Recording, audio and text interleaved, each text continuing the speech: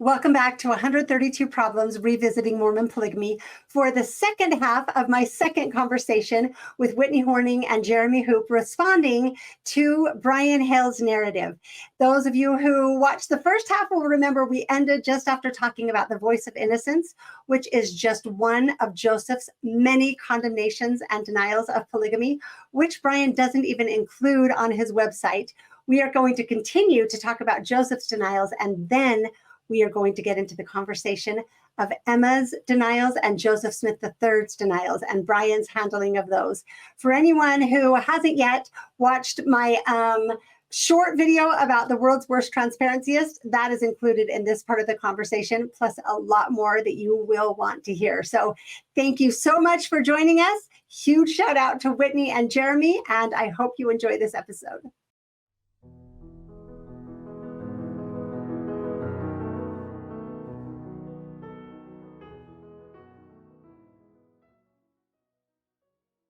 I want to show what our neighborhood resident transparencyist, how he covers this. This is Brian Hales' website, Joseph Smith's Polygamy.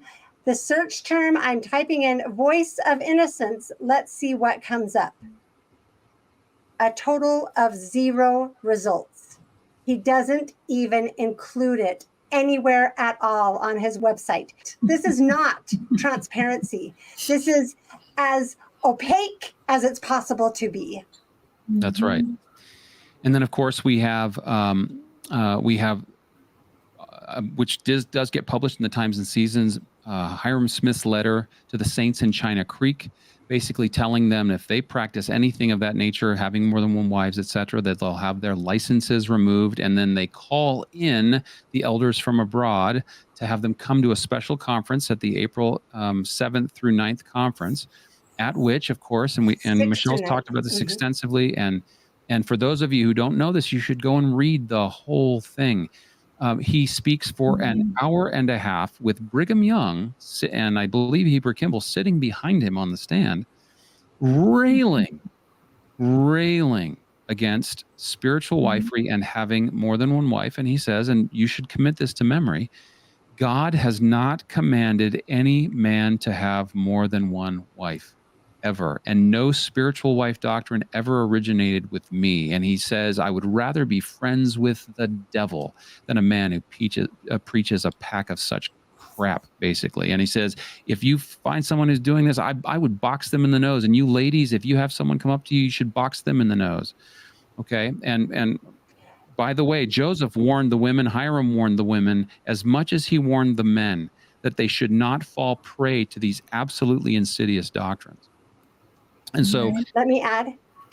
Can I add something quickly? Yeah, I've done shorts on all of these sources. Any that I haven't done yet, they're in the works. So you can even just share shorts of these series. But when you go to read Hyrum Smith's April 8th speech, be abundantly careful, because it has again been removed from the Joseph Smith papers.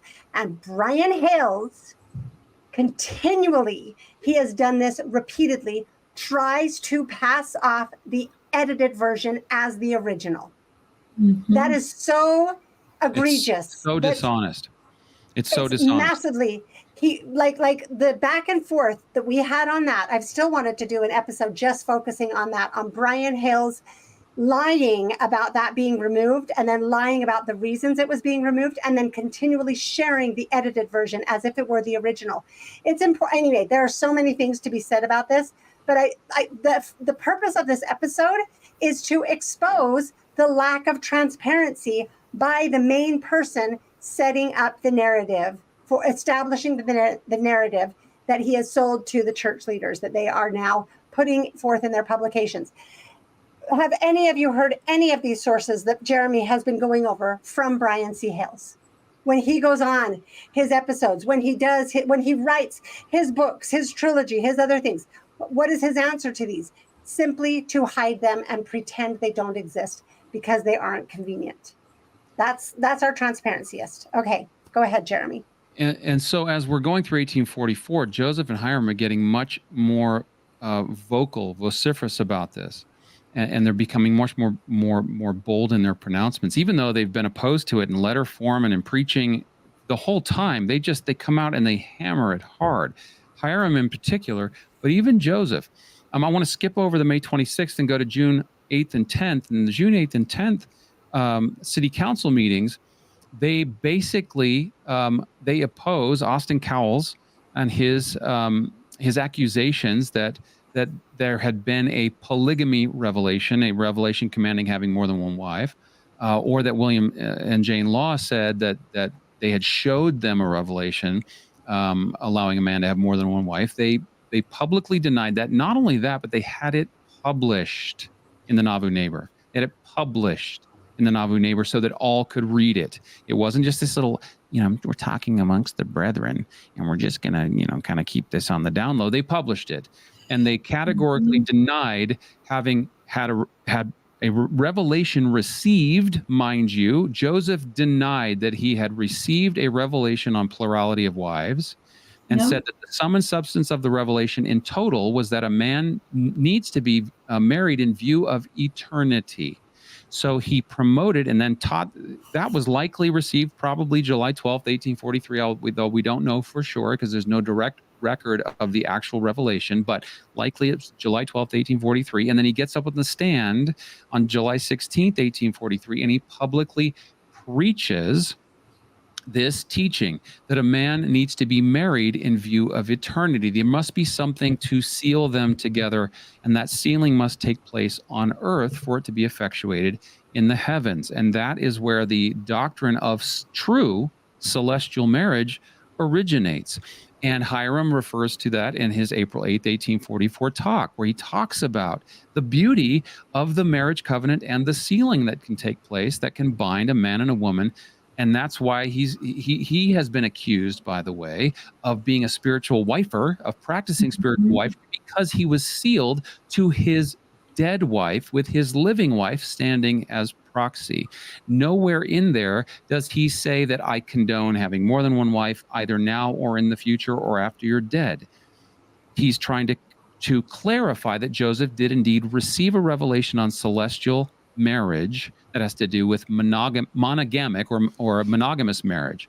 And so going all the way up, basically until the time that they are taken out, they are opposing this. Now, the one that Brian mentions, the May 26th, 1844, I think it deserves reading a little bit from it, and then I'm done, thankfully, because they kind of want to just say that he just kind of slips in on his side, Well, I'm wondering, should I go on to the next two clips before you go into the May 26th? Because it's funny that they ask this question basically twice. So we've played the first version. So save this last one, because Brian, this is the one he can admit. He says there are hardly any denials. Then there's this May 26th one, and it's the only one he acknowledges that I've ever heard him acknowledge. Have you guys ever heard him acknowledge any of these others? Okay. Other than generic, he's fighting spiritual wifery, and generic, they condemned community of wives. His categories. Right. So here's the next time that Scott asks the question.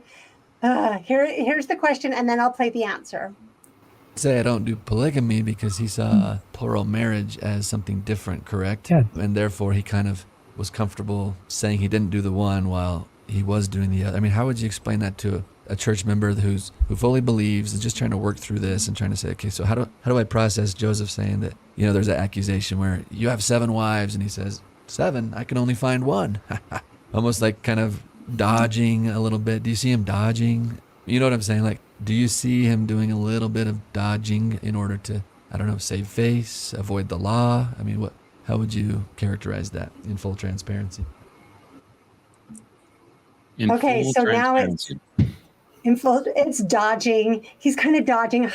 Tricked you. I just think it's so gross, right? That we're fine with this. And that's how the question's asked. Here's how it's answered. So I think if we try to get inside Joseph Smith's head at what's going on here, he's been giving the sealing authority, and he's been commanded as part of that process to practice plural marriage. Yeah. Now, that's kind of a big deal for him, and it's very different from John C. Bennett's spiritual wifery, so he can slam that with vigor. Yeah. And it's not unauthorized polygamy Right. because Hyrum Brown in Nauvoo went off, and I don't know if they had a ceremony, but it wasn't authorized by the keys that Joseph Smith had. And he was practicing polygamy, and he condemned it, and as well he could have. And if we read section 132, we learn that all of these eternal marriages, whether they're plural or monogamous, have to be authorized by the one man holding the keys. God's house is the house of order. I just want to point out, what records do we have of any of these authorized plural marriages, right? So we have Joseph fighting everything, but Brian can say anything Joseph was fighting wasn't authorized, but there are these other authorized ones. And by the way, we have very strange event in 1841 where both Joseph and Hyrum hold the sealing keys together. Mm-hmm. Also, And Hyrum is told whatever he binds on earth will be bound in heaven. Hyrum is the only other man in the modern restoration that was ever explicitly told that by the Lord that we have record of. and as I pointed out, I believe in our last conversation, I think, Brigham Young wasn't sustained as the president of the church until 1847, right? It was an apostolic, the apostles Right. as a group. So who was the one man who held the keys? Well, and we have Right, if record only- of Brigham Young going about while Joseph's alive, performing the second endowment on his Right, own so- without Joseph there. And so what the heck is that about? So this idea of one man holds all the keys does not stand up, does not work. There's no way to make sense of it at all, other than in 1852, when Brigham did very clearly hold all the reins of authority, they created the parts of the revelation that they needed, or they at least conglomerated it and revealed it. Whitney, were you going to say something? Well, yeah, I was just going to say, well, this makes me wonder then, when did the revelation come that the one holding all the keys, who has to authorize all marriages, because Brian says polygamous and monogamous marriages, when did that then become that there can be more than one sealer? Because the president of the LDS church never authorized my husband and I. Like, he doesn't even know that we exist. Yeah. Where was the So- revelation to delegate that authority? Yeah, where did that come from? Very interesting. Lots of good questions. Okay, we'll continue with this one. Have to be authorized by the one man holding the keys. God's house is a house of order. That's repeated twice in section 132, and it's that order is maintained by the key holder, the one man who holds the key. So in Joseph's mind, this is a very different process, and he never denied it, but he easily denied these other things. But the language that you repeated, and it's great. People have accused me of having 7 wives. I can only find one. Well, that's hardly a blanket statement against plural marriage in any setting at any time. But what it really is the language of somebody who doesn't want to lie, but also can't divulge to the audience all of the details. You know, he's not looking very hard. He'd been sealed to at least a couple of dozen women at that point. Maybe they weren't in the audience, or maybe he wasn't looking. But yes, there is some coded language there, and this is something that carries on that others use later on. I don't think any of us are comfortable with it. I don't think he was either. But I would be bothered if Joseph had made a blanket statement against any form of polygamy, and then secretly he was practicing a form of polygamy. Right. And this he didn't do. This is the language of somebody trying not to lie. At the same time, he's not divulging what actually has happened. Except he did Never make a blanket made- statement against polygamy in the voice of innocence. Sorry, Brian. And a dozen other times in the And a Harrison Sagers trial, in the letter to the Relief Society, in Hyrum's. I mean, again and again and again, he's making all kinds of blanket statements. But if you don't ever talk about them and you get to set the narrative for the church, then they don't exist. That's right. So he never denied it. He never made a blanket statement. He was giving the speech, and he just carefully looked at the ground so he wouldn't see any of his wives. When he said, "I only see one," or Maybe he they just weren't looked at there, Emma and or he put the wasn't blinders on. Or technically lying. maybe none of them attended. Right? This is where we go. It's painful. Okay. There were Well, I'm thousands of not- people in it. Well, go ahead. You go, Whitney, and then Jeremy can I finish was up. just going to say, I love when Brian says, well, this is the language of someone who's trying not to lie. But wait, I thought Joseph wasn't a liar. So which is it? Like, when is he, because that's one of Brian's real issues with us, is that we have drawn a line in the sand saying, if Joseph spoke out as many times as, especially as Jeremy's pointed out today, and then he was standing up and like that, okay, I'll only look at Emma because then I can, because this audience, the audience can't know, even though I am the prophet to this audience, and I bring forth the revelations and teachings, and this is a glorious principle, but yet I'm going to just keep this for me and my few little insider friends. So I love that Brian's, I just love that. Like, it just made me laugh out loud. This is the language of someone who's trying not to lie. So then he is a liar, Brian. Like, so if he truly had more than one wife and he said that, he is a liar. Or could we say, wow, it clears everything up if we just believe Joseph meant what he said and he was telling the truth. It's really important. This is why I've said before, I think it's more consistent to be John DeLynn than Brian Hales, because Yes. John DeLynn just thinks he's lying all the time. That he's About that all everything. this stuff is a lie about everything. He's and a scumbag. He's a complete scumbag. He's trying to hold on to power. In fact, he'll say in one of his interviews, "Yeah, I think Joseph kind of lost his mind at the end, and he was like losing his grip, and everything's getting out of control, and he's trying to control it all, and that's why it all goes so haywire, and he gets killed." That's John DeLynn's perspective.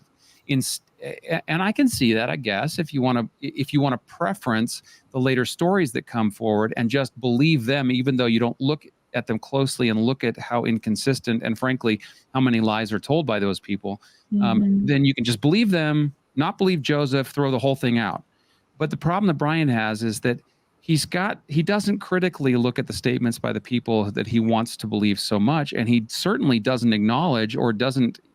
I'm certain he knows about them, but he somehow gets rid of them in his mind, the whole list of things that we've been talking about, which is just a partial list. And so it's a really particular pickle to be in. Yeah. So they have to completely deny 90% of his denials, condemnations, all of the effort he went to that. Jeremy, thank you for spelling a portion of that out for us right here. That was so valuable. And they have to completely deny that and then take the few that they'll acknowledge and twist them and pretend they mean something else. And there's one more. Did you want to say something else? Yeah, and the one that he acknowledges, he doesn't acknowledge. No, you got to understand this speech, which is incredible.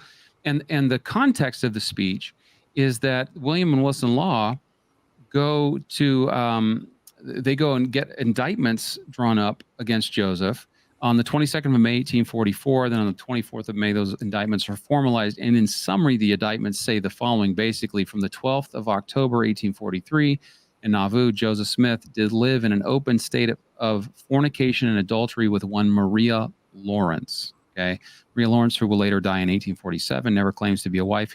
Her sister actually denies to Lucy Walker that she was ever a wife. And from travels 10 to July, Utah to deny that right. for that purpose. Right. Yeah. And yet they want to claim it. Now, why is this time frame important? Because the Mansion House, which I go into in my presentation, the Mansion House is an important figure because it's this big building. They ought to make it a hotel, and this is where they claim so much of the stuff happened. The problem is a lot of them claim to be in the Mansion House when it wasn't even built. It got finished in basically September of 1843. They moved in October of 1843. They had a big party for it and they opened it. And then Joseph turns it over, gives a lease to Ebenezer Robinson. He reserves 3 rooms for himself, and leases out the other part of it as a hotel. And apparently, they had 4 children and Lucy living. Lucy living with them. There may have been. It appears that the Lawrence sisters, who I think Joseph had adopted, actually literally adopted as his daughters, because I believe their parents died or one of their parents died. He adopted them as his daughters. I believe they lived in the Mansion House, perhaps, don't know where because we don't have record of this, in part of the hotel, and they performed the duties that that people would have when they would bring in hired girls in to help with cleaning, with maintaining things, with tutoring, etc. But Emma was also training them in herbalism and cooking, and she was also mothering them. They weren't hired girls; they were daughters as well, because those are the duties that oldest daughters would perform as well in a family. Right, and there were Joseph Smith III was doing the same things. There were a number of women from the Kirtland era through the Nauvoo era that would come and live with the Smiths for a time. Okay, and they would take in, they basically kind of unofficially adopted the Partridge children. Unofficially adopted the Walker children kind of as their own, because they had severe problems. Edward Partridge had died, and Lucy Walker's mother had died. So they extended some courtesy and some kindness to these children to help them. This is also what they did. This is all of the pioneers that came into the city. They opened their home to them. Mm-hmm. Emma, all of the sick were always brought in. Joseph Smith III talks about his mother saying, I can't take care of you. I have to take care of everybody. I can't only take care of you, because her children were sick. Lucy, Joseph's mother, talks about there not being an open space or even a blanket or a pillow in the home, and Joseph laying down his coat and laying down with Emma on the floor. It wasn't children that they were taking in. This is who they were, and this is what they did. That was in the homestead before they moved into the mansion house. And when they were in the mansion house, they were only there for a short period of time, really, from October basically through the martyrdom. And so we have this brief window of time, and because there's this woman living there, William Law decides to accuse Joseph of living in an open state of adultery with her, and and the phrase is, with certain women to the jurors unknown. So they don't even know. They lump a bunch of people.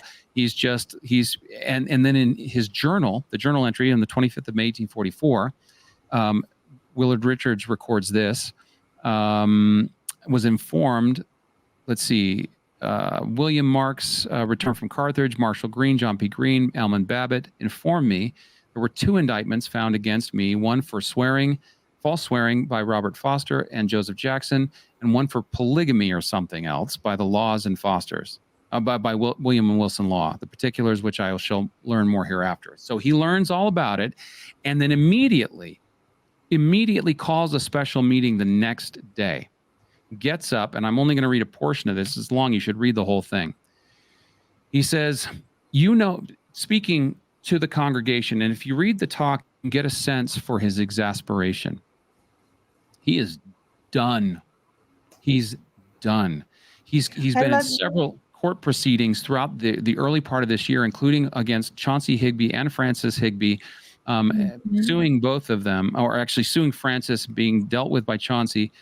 And he is done with this whole thing. Plus, he's also discovered that there is a plot by the expositor group, the Laws, Fosters, Higbees, and Joseph Jackson, to murder the entire Smith family. There were 2 people, Marinus Eaton and one other, who had infiltrated this group and testified, signed affidavits in open court, that these men, they were going to pay $500 to Joseph Jackson to murder the Smith family, the entire family. So he's very concerned about his life, not only about this charge. Okay. And by the way, this public sermon completely blows out of the water this notion that he destroyed the expositor because he's so worried about them exposing him. He's already dealing with it very publicly on May 26th, 1844. Sorry, Michelle, you were going to say?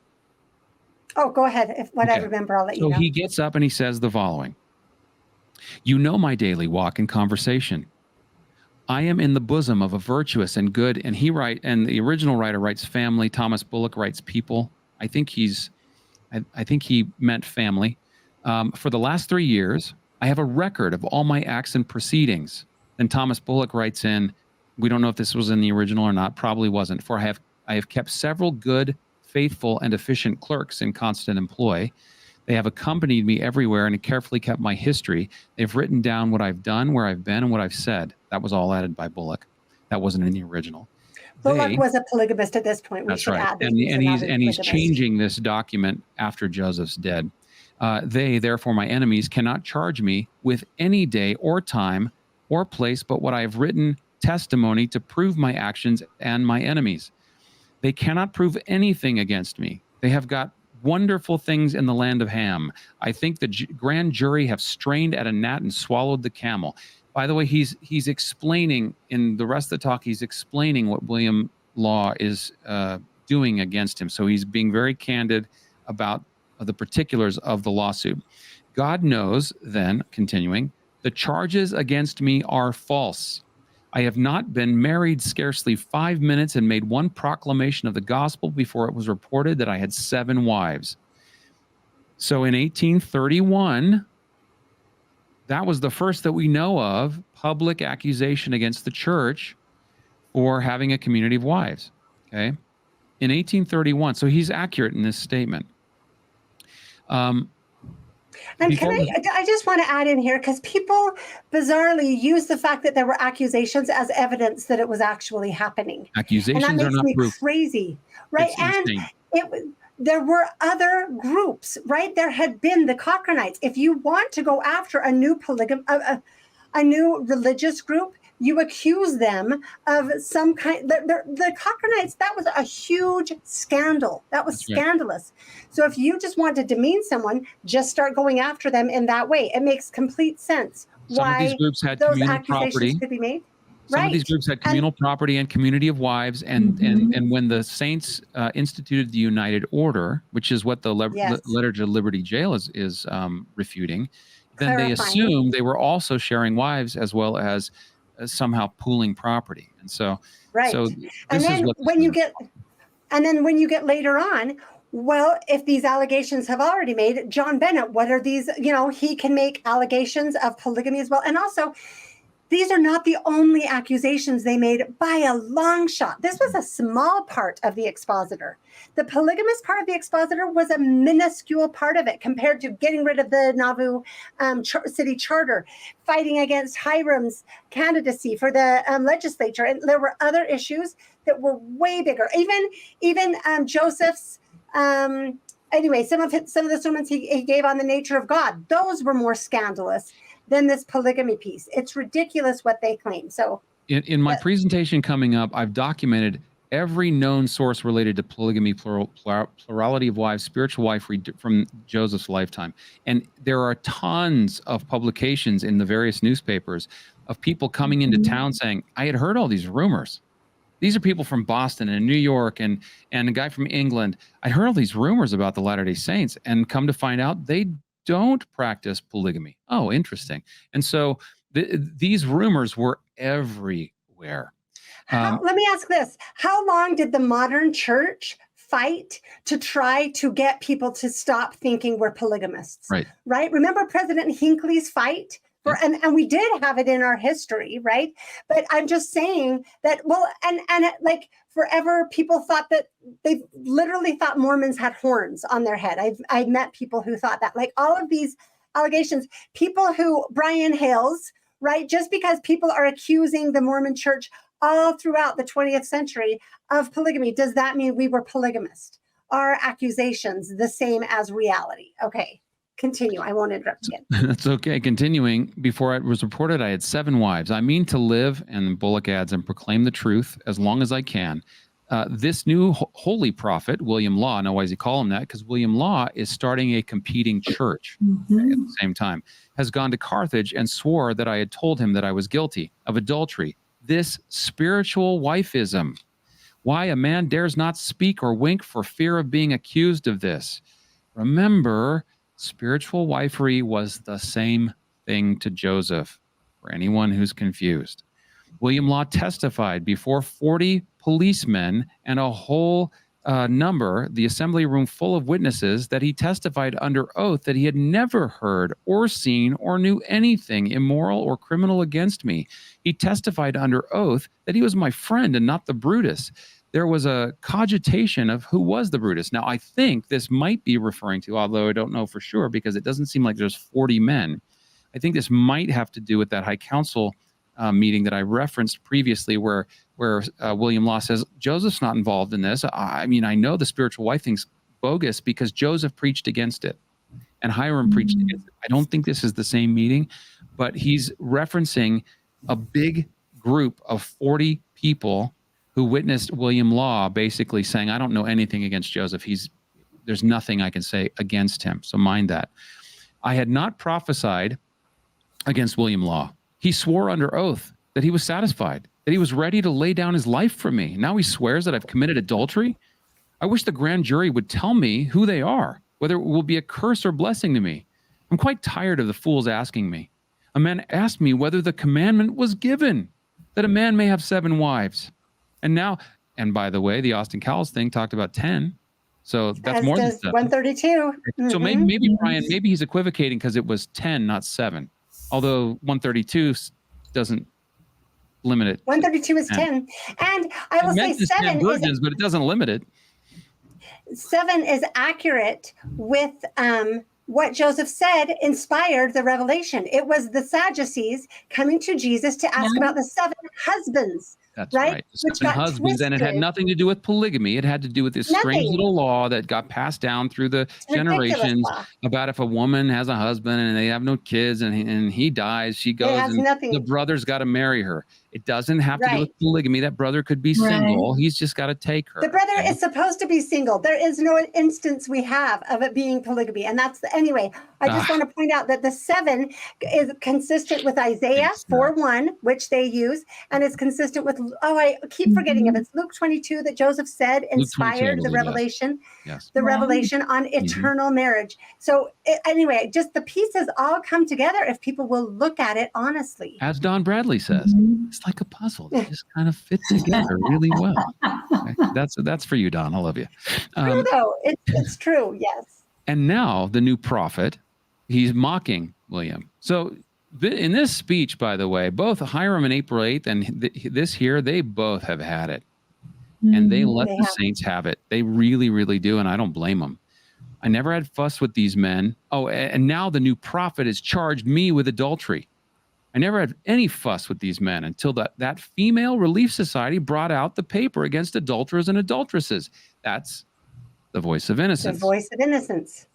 Dr. William Goforth was invited into the law's clique, and Dr. Foster and the clique were dissatisfied with that document, and they rushed away and leave the church and conspire to take away my life. There he's referencing the plot to take away his life, because I will not countenance such. I have been chained. I've rattled chains before in a dungeon for the truth's sake. I'm innocent of all these charges. Notice he is saying, I am not practicing spiritual wifery. I don't have more than one. I can't take more than one wife. No 7 wives, no number of wives. I'm innocent of all these charges. And you, the audience, can bear witness of my innocence, for you know me yourselves. When I love the poor, I ask no favors of the rich. I go to the cross. I can lay down my life, but don't forsake me. I want the friendship of my brethren. Let us teach the things of Jesus Christ. If you're listening to this and your heart is hard against Joseph Smith, listen to these words. This is not the only place where he speaks like this. It's everywhere. And you have believed people who have lied about him because they believed the people who lied about him then. These are Joseph's words. When I love the poor, I ask no favors of the rich. I can go to the cross. I can lay down my life, but don't forsake me. I want the friendship of my brethren. Let us teach the things of Jesus Christ. Pride goes before destruction, and a haughty spirit before a downfall. Be meek and lowly, upright and pure. Render good for evil. If you bring on yourselves your own destruction, I will complain. It's not right for a man to bear down his neck to the oppressor always. Be humble and patient in all circumstances of life. He shall then triumph more gloriously. What a thing it is for a man to be accused of committing adultery and having 7 wives when I can only find one. I am the same man, and as innocent as I was 14 years ago, and I can prove them all perjurers. I labored with these apostates myself until I was out of all manner of patience, and then I sent my brother Hyrum, whom they virtually kicked out of doors. I then sent Mr. Backenstoss, and they declared that they were my enemies. As I grow older, my heart grows tenderer for you. I'm at all times willing to give up everything that I am wanted in order that you may, that's crossed out, it's wrong, for I wish this people to have a virtuous leader. I've set your minds at liberty by letting you know the things of Jesus Christ. When I shrink not from your defense, will you throw me away for a new man who slanders you? I love you for your reception of me. Have I asked you for your money? No, you know better. I appeal to the poor. I say, cursed be that man or woman who says that I have taken you of your money unjustly. Brother Alman Babbitt will address you. I have nothing in my heart but good feelings. That's Joseph Smith. Brian, how dare you mischaracterize him so entirely? Amen. Amen. Amen. The voice of innocence is how I feel. I want to add, I love what he says, I have rattled chains for the truth's sake.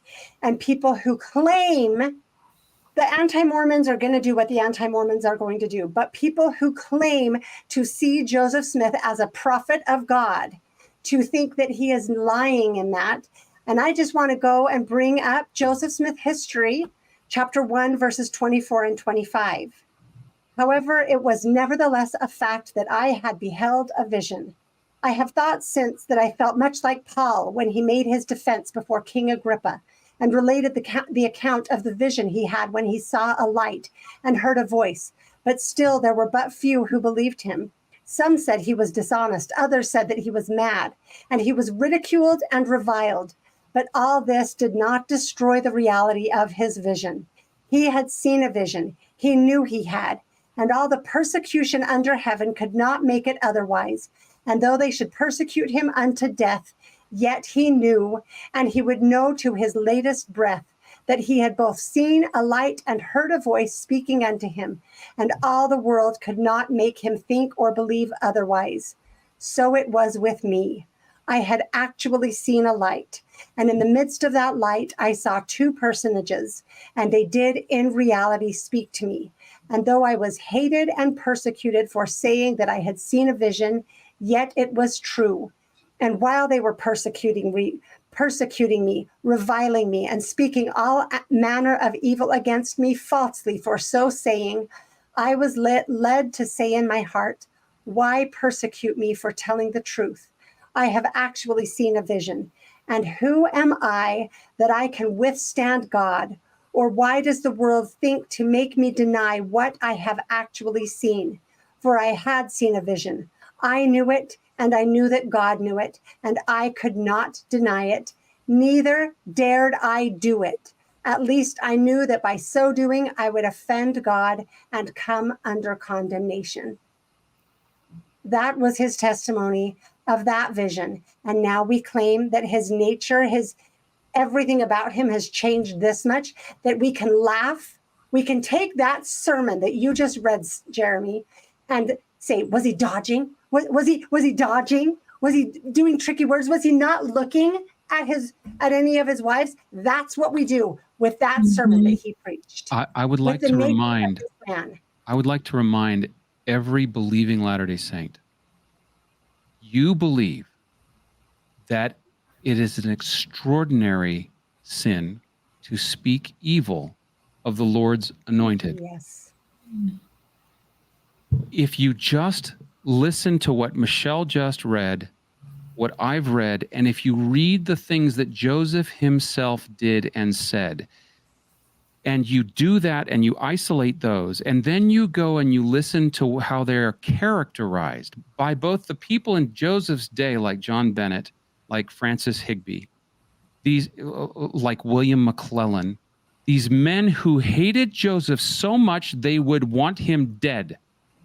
And his entire family. And his family.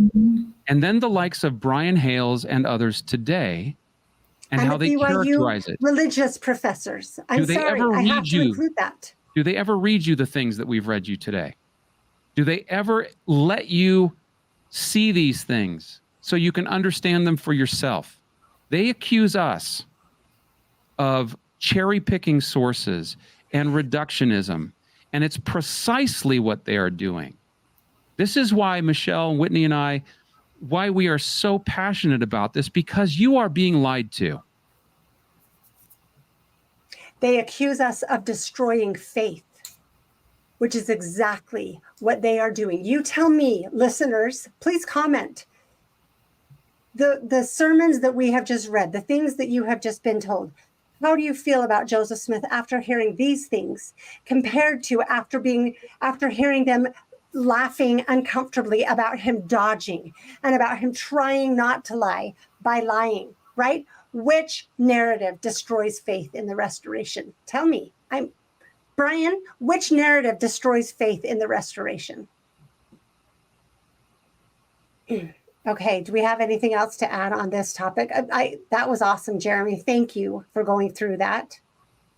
And I think we will go on. This was awesome.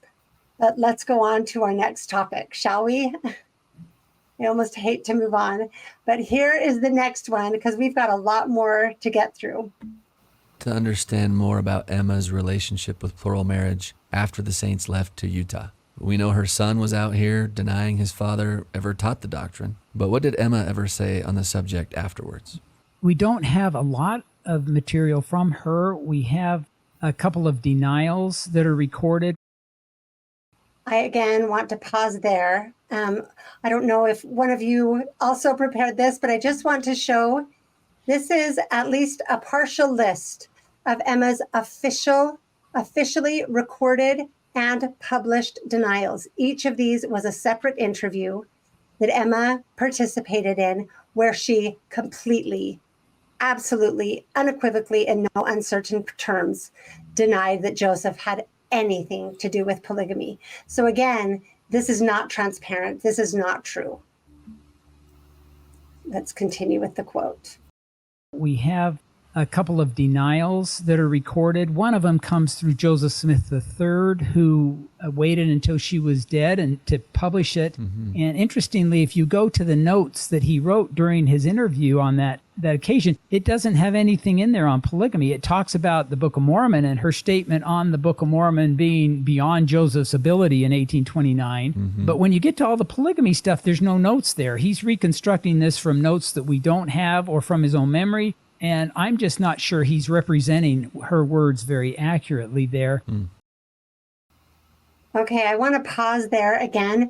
Whitney, I feel like you've been watching for a little while, and I'm sorry. I wanted to cover this claim about Joseph Smith III. I hope people have watched my World's Worst Transparencyist, my first video on that. This is the claim that inspired that. So if you missed it, he claimed that he has seen Joseph Smith III's notes, from his handwritten notes from his last interview with Emma, and they include the parts that he likes, her testimony of her husband as a prophet, her accounts of the translation of the Book of Mormon. They include those things, but they don't include anything about polygamy. So Joseph Smith III is lying and making up, falsifying his mother's last deathbed testimony about her husband, his father. That is such an accusation in an effort to try to get past Emma's denial, which he has said in a previous interview is the hardest piece of evidence that he has found. So here's the interesting thing. These are Joseph Smith's handwritten notes from Emma's final testimony. We have all 9 pages of them. The church recently purchased these from the Community of Christ. They're not yet available on the Church History Library. These are all 9 pages you can see here.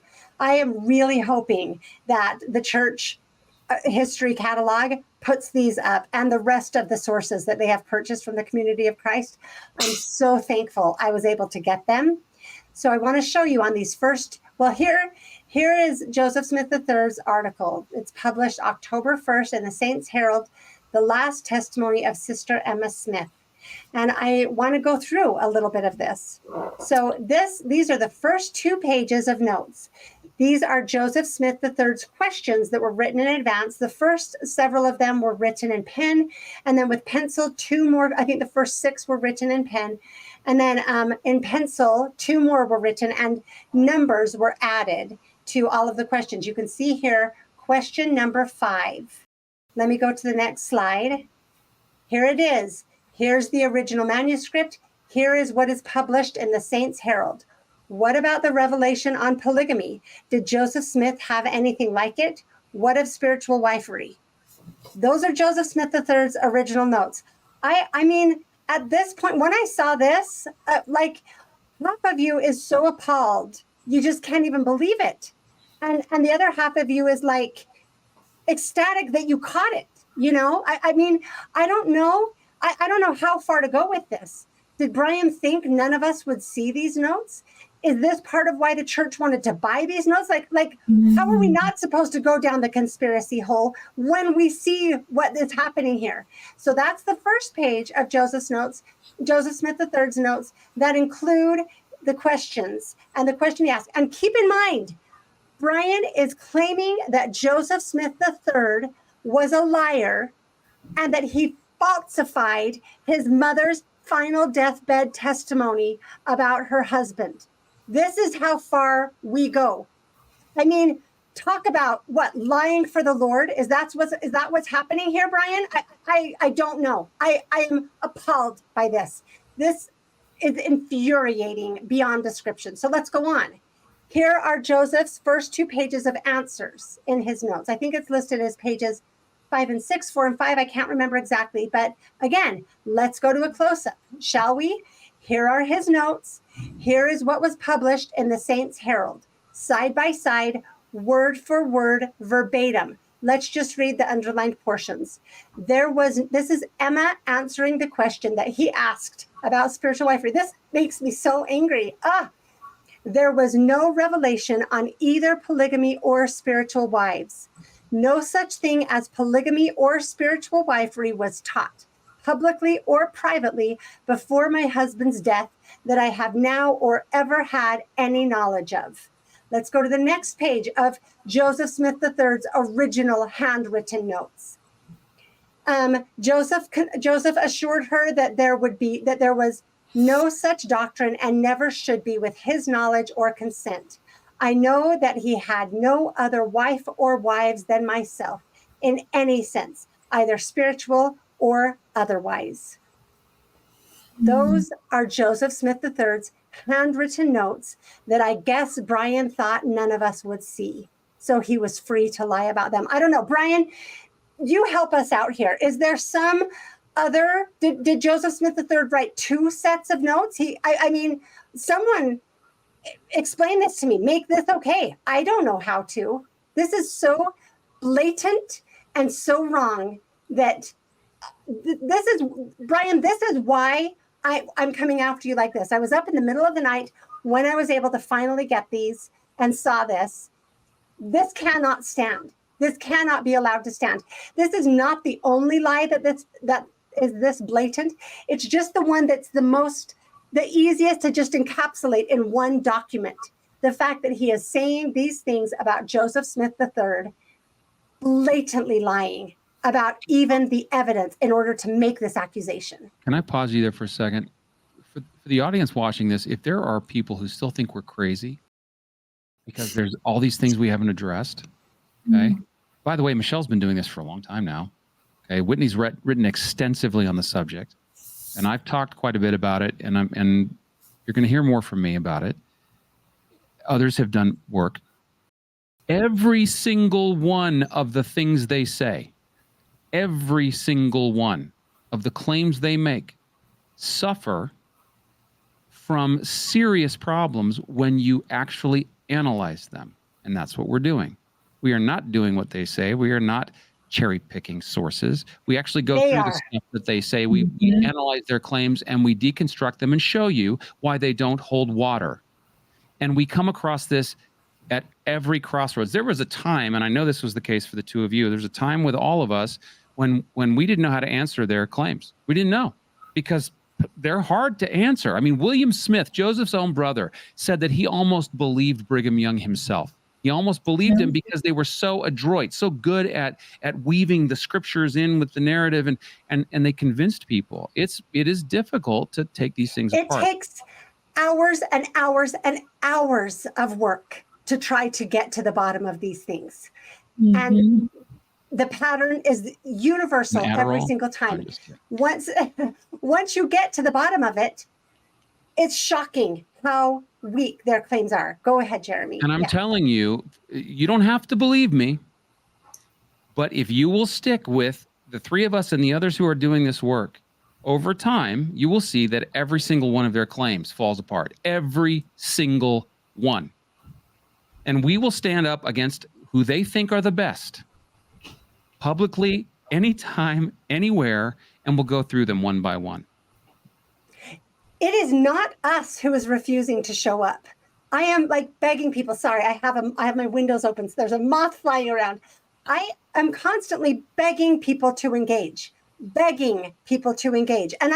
will open that invitation. Any polygamists, any polygamy advocates, or people who think they are expert on this. And I'm constantly running into the same accusations, like people who have no idea of my work, who just know that I'm emotional and I'm overwrought and I'm just have so much bias, and all of these same lame accusations that constantly come at me when they won't even engage with the evidence. They just know what they know and they don't have to know anything else. So we're never going to reach those people. Those people have closed. If you closed off your mind, you closed off your heart, there's no way we'll reach you. But if you have an open mind, I hope some of them will engage.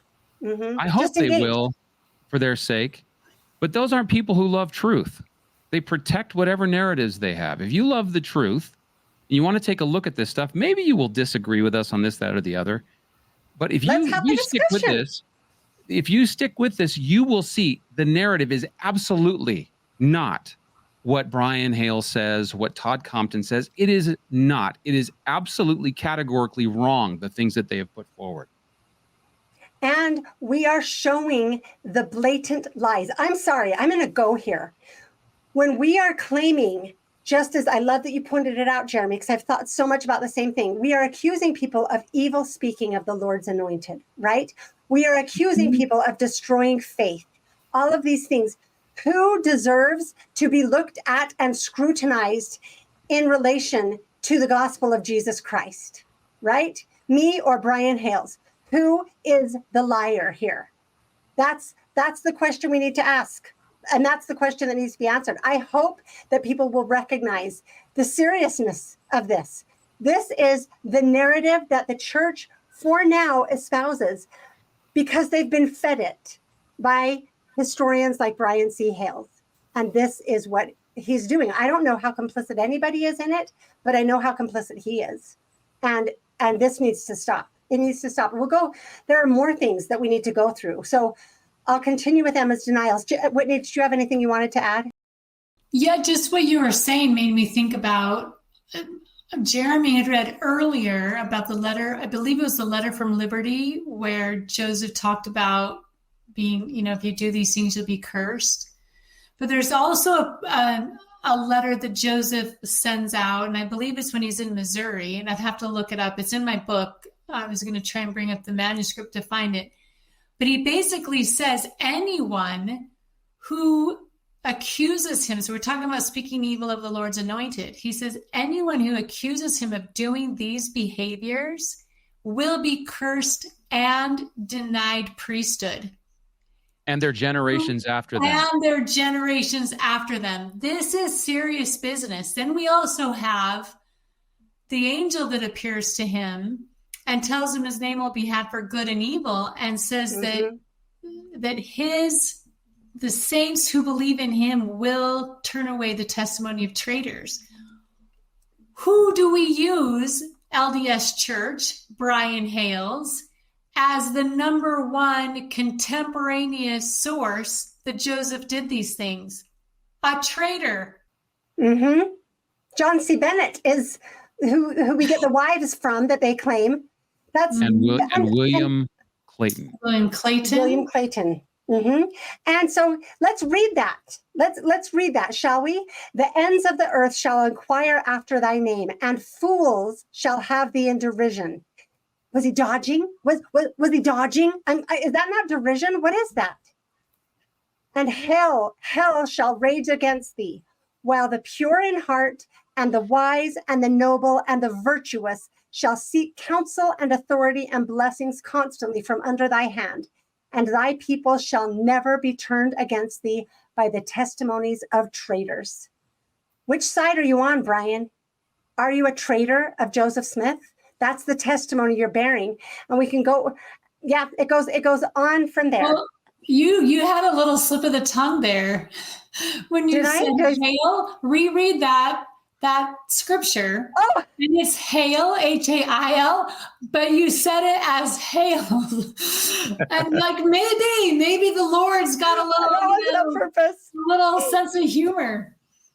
A Freudian slip. I don't know, but okay. I think. I mean, I'm sorry. I know we're going after this pretty directly and pretty intensely, but I think it warrants it. This is very. When you hear Joseph defend himself the way that he did, and he did it before in 1842 when he got up and he actually asked all of the elders to go about the entire country, at least in the mission field, proclaiming his innocence against the charges of John Bennett. And he said, and I prophesy in the name of the Lord, if you'll go and defend the honor of the Lord's anointed, that the Lord will prosper you in your missions. Joseph put that out to the elders, and I believe he's putting that out to us today. He actually made a pamphlet for them to take, and about 350 men went. Including Brigham Young. Interestingly. Well, I want to read verse 4 after thy people shall never be turned against thee by the testimony of traitors. And although their influence, the influence of traitors, shall cast thee into trouble and into bars and walls, thou shalt be had in honor, and but for a small moment, and thy voice shall be more terrible in the midst of thine enemies than the fierce lion, because of thy righteousness, and God shall stand by thee forever and ever. And I feel so strongly, and I'm certain you do too. This was all, God knew all of this from the beginning. God knew the end from the beginning. God is calling people now to fulfill these things, to make sure that the truth comes out, that the things are shouted from the rooftop, that all the hidden things of darkness are revealed. All of the promises in the Book of Mormon, if we will take it seriously, are beginning to come to pass, right? So we do need to take this very, very seriously. And there's more to be said. Let's go on with this, the rest of what he has to say about Emma and Joseph Smith III, and then we'll have more sources to look at. Okay. From others who say, yeah, I talked with Emma in 1846 or 1847, and she acknowledged that there were plural wives. And so there's ample evidence that Emma knew, and Eliza R. Snow, who was eloquent. Let me pause it there. Who's he talking about that Emma told that she knew? And McLellin? William E. McLellin. Well, that's in 72.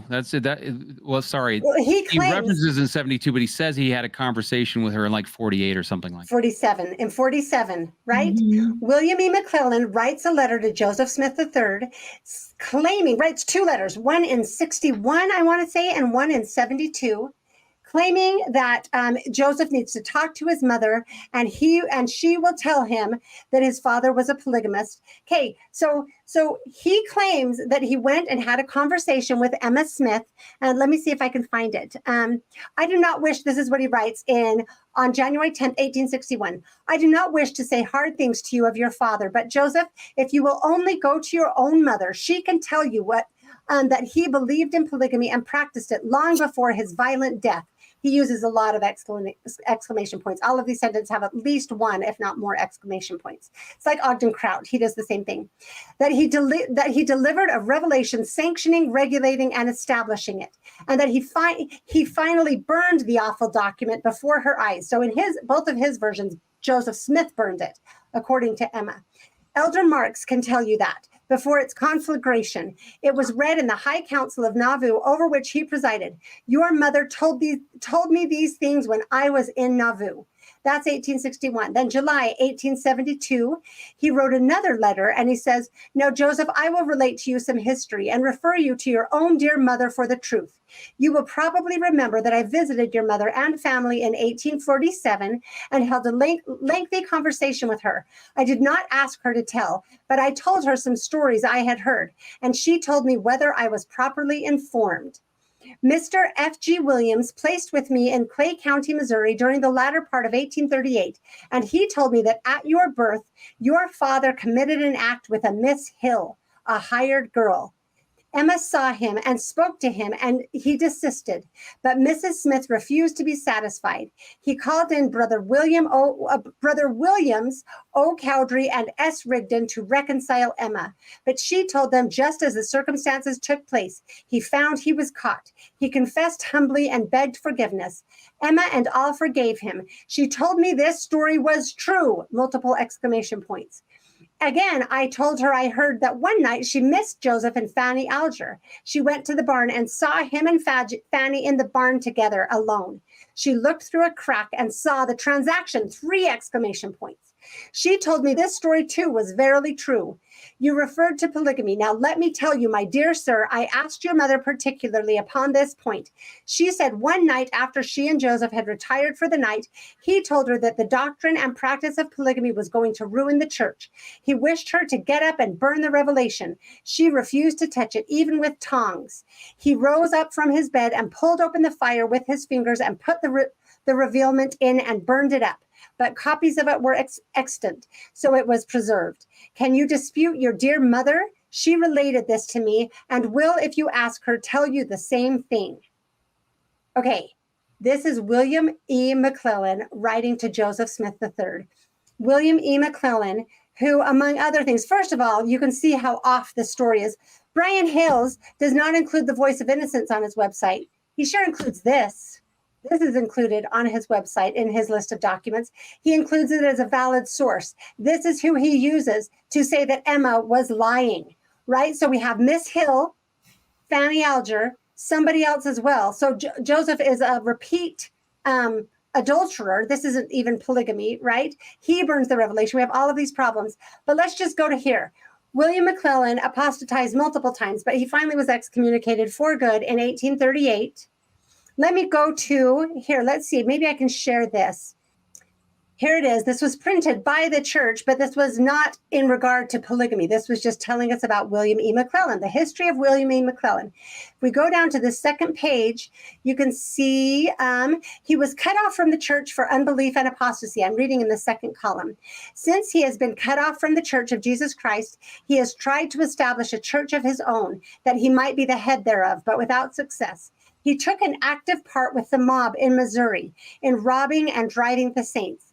At the time Joseph Smith was in prison, he and others robbed Joseph's house and stable of the following property. So when Joseph is in prison and Emma is home alone, according to this, William McLellin robbed Emma. He robbed her home and her stable. He robbed her of 1 roll of linen cloth, a quantity of valuable buttons, 1 piece of cashmere, a quantity of valuable books, a horse and gig, harness, saddle, bridle, etc.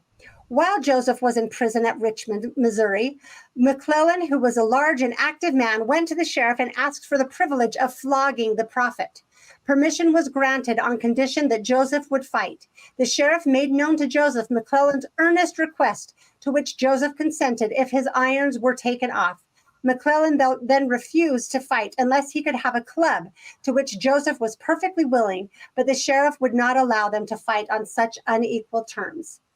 Okay, so that William McLellin, right? That William McLellin went to Emma, and we also have Joseph, if we need to verify any of these things, in the very letter from Liberty Jail that you referenced, Jeremy, he writes about William McLellin and the other apostates, calling them all kinds of names, right? Talking about how awful they were, and refers to them as the donkey, is it Balaam's ass, right? Anyway, and many other things. By the way, let me add to that. Yeah. This is John Butler, who recording his autobiography, he was there at the time when McLellin robbed the Smiths. He writes this about that event.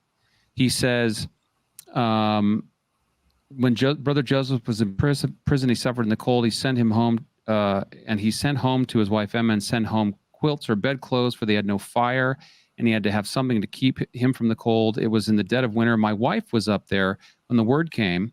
This is after McLellin, who had took all the jewelry out of Joseph's box, took a lot of bedclothes, in fact, plundered the house, took things off while Brother Joseph was in prison.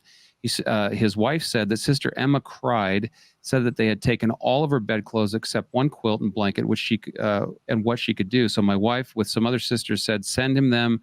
And because she was supposed to give the stuff to Joseph because he was freezing in the dead of winter. This and we is will the see letter. This is when Joseph wrote begging Emma for a quilt, and Emma had to write back and say, "I have none." And it was William McLellin that caused this. This happened, and we're supposed to believe that Emma is divulging this Opened stuff up. to this man. She gives repeated testimonies throughout her life of Joseph's innocence. And Brian believes the substance of the letter. He believes the substance of the letter. He uses it as one of the proofs of Fanny Alger being a plural wife. Mm-hmm. And as the central proof of Emma lying about Joseph's polygamy. Oh, and by the way, he uses. We need to clarify. To disregard. For those who are ex-Mormons who believe Joseph screwed Fanny in the barn, okay, it doesn't say that. In a newspaper article, no, it doesn't say that. In a newspaper article, McLellin clarifies that, in fact, I'll read it. It said this was in 3 years later, J.H. Beadle reports that he, McLellin, also informed me of the spot where the first well-authenticated case of polygamy took place in which Joseph was, quote, sealed to the hired girl. The sealing took place in the barn on the haymow and was witnessed by Mrs. Smith through a crack in the door. That is the allegation. There's no proof that is true. There's nothing to back it up. And but for those McLellin's a liar. ex-Mormons like John DeLynn who pass around this nonsense that Fanny saw them having sex on the hay in the barn. I mean, Emma saw Joseph and Fanny. John stopped that. That is categorically, there is no evidence for that whatsoever. And you are simply passing on a blatant lie. Right. So we have this story. The assumption, the glasses that everyone's wearing is that everything Emma ever said about polygamy is categorically false. We just can throw it out. We don't even have to deal with it or think about it because she's trying to protect Joseph Smith III. She's trying to protect her children. So we have that explained. Everything Joseph ever said about polygamy is categorically false. We can throw it out. He was lying because it wasn't safe. It was illegal. By the way, none of those excuses come into play ever. Even when John Bennett was explaining why Joseph had to preach against it, he said it was because of his family, right? Because Emma would be mad. Has nothing to do with the law. Anyway, so all of these, we just come to it and we believe William McLellin, claiming that Emma opened up to him, this man who did this to her while her husband was imprisoned. He comes and visits her to Nauvoo, and he's the only man in the world that she confides to in her cheating husband. That is the story that is being accepted, believed, and passed along. We are claiming Emma hardly ever denied it. She only did this one time. Joseph Smith III lied about it. Oh, and William McLellin was telling the truth. Again, infuriating. So, okay. Just to put the nail in William McLellin's coffin, the Lord, remember, in Scripture tells us adulterers are liars. And in D&C 66, a revelation to William, this same William McLellin, the Lord says, forsake all unrighteousness, commit not adultery, a temptation with which you have been troubled. So thank you. Thank you for adding that. And that's before he went astray, afoul of the church, right? That was before he robbed Emma. So Brian, stop giving William McLellin the time. You give Orsimus Bostwick, like you accept him and say, well, you accept John Bennett, you accept Joseph Jackson, you accept, right? Like, stop it. Well, he literally accepts all the traitors. Yep. That's exactly. So, okay, we're speaking hard, but it's got to happen. Just like I'll cover it in another episode.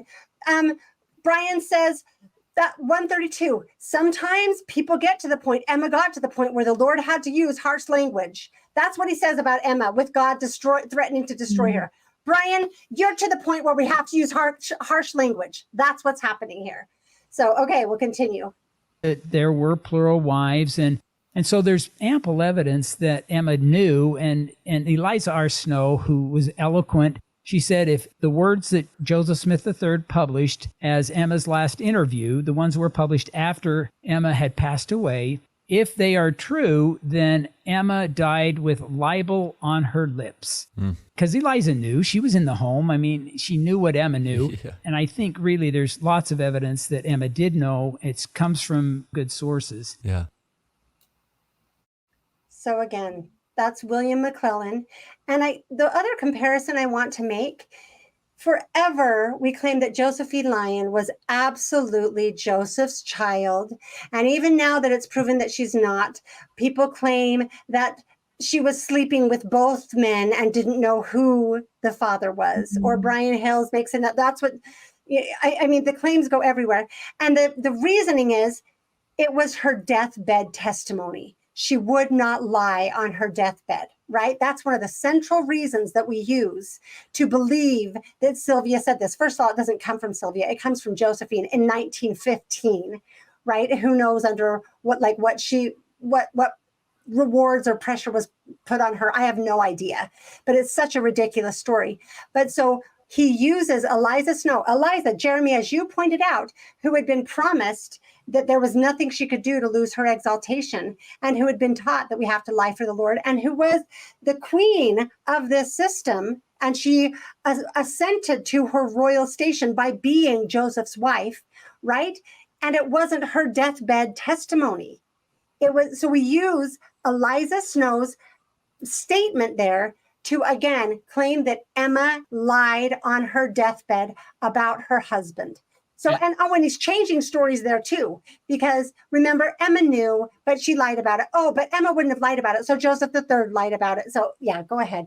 And he says we have good sources that indicate that Emma knew, like Emily Partridge, for example. And William McLellin, yeah. I've spoken with a historian. I don't know if I don't know if the thing that this one person has written has come out yet, but they have come to the same conclusion. They don't agree with us about, this historian does not agree with us about the overall narrative, but in terms of Emma knowing, because they've looked at at least some of the documents. I don't think this person has looked at all of them. But this historian has concluded Emma didn't know, that Emily Partridge was lying. Okay. Right. And I can show how Emily Partridge was lying in her Temple Lot testimony and very inconsistent with her affidavits and her other published statements and her written statements to her family. And they are not good sources. Eliza Snow, for example, one historian, Meg Stout, she postulates, she believes that Eliza Snow was John Bennett's conquest. Mm-hmm. That the girl named, that Joseph, the unnamed girl that John Bennett seduces in 1841-42, this time period, was Eliza Snow. And it's not only because of her putting pieces together, it's because of things that Eliza's writing at the time, and also because of things that other people like Wilhelm Will write later on. He suspects that Eliza was one of John Bennett's conquests. So now, do we know that for sure? No, we don't. But those are the things that have to be discussed in this conversation. Good sources. Eliza Snow is a good source. Eliza Snow, when you pull the thread, the sweater just comes apart. Okay? All of them. Lucy Walker, Melissa Lott, all of them. They just, it's like, well, the judge said it well of the Temple Lot trial, right? He did not find them credible. And all of those affidavits are an absolute joke. So now, Emily said Emily said that Emma was there on May 11th, 1843, and put her and Eliza's hands in Joseph's hand and taught them the principles. And then Joseph was married by Judge James Adams to Joseph in the presence of Eliza, Emma, in the presence of Emma by her full and free consent. She repeats over and over and over and over again until the attorney says, "Can you read Joseph's journal for that day?" And Emma's not in town on that day. This is the date that she and Eliza have promoted for ad nauseum for decades. They've published it, mind you. This is the date. This is the date they signed in their affidavits. Not only is Emma not there, but Judge Adams is not there either. Okay. And there's a lot more to that story, but these are not good sources. Well, Brian Hales takes them so far as to claim in multiple interviews that Emma is guarding the door. Well, as John Hyacek has great commentary on all of this. And he says Emma's guarding the door while Joseph's banging other women. That's his wording for it, to say how ridiculous this is. Ridiculous. ridiculous that these are the sources that Brian chooses to present in full transparency. Whitney, were you going to say something? Well, are you okay if I read some stuff from Joseph III that relates to his mother? Should I go to Joseph III? Well, this is about Emma. This is about his mother. Is that okay? Yes. So he writes a series of letters to his cousin Joseph F. April 25th, May 10th, May 11th of 1889. So it's been 10 years since Emma has passed away. And he says this in the May 10th letter: "Candor compels me to hold that according to the word of God, known and acknowledged of the church from 1830 to 1844, the only rule of faith and practice concerning marriage was that of the Revelations of 1831 and the section on marriage adopted August 1835. That this was understood in this way in the church is certain from the statement of Miss Eliza R. Snow, whom you cite as a witness, Mrs. Lenora Taylor, Sophia Marks, Emma Smith, and others." And then he cites the publication in Times and Seasons, October 1842. I believe in which those women say that they know of no other system of marriage practiced in the church but the one in D&C, which is believed cited by them. Then on April 25th, continuing these same letters, he says, "You cannot of your own knowledge testify that either Joseph or Hyrum Smith was a polygamist. You cannot testify that others have told you the truth. You can only say, I believe them. That is all. Hearsay evidence is subject to suspicion.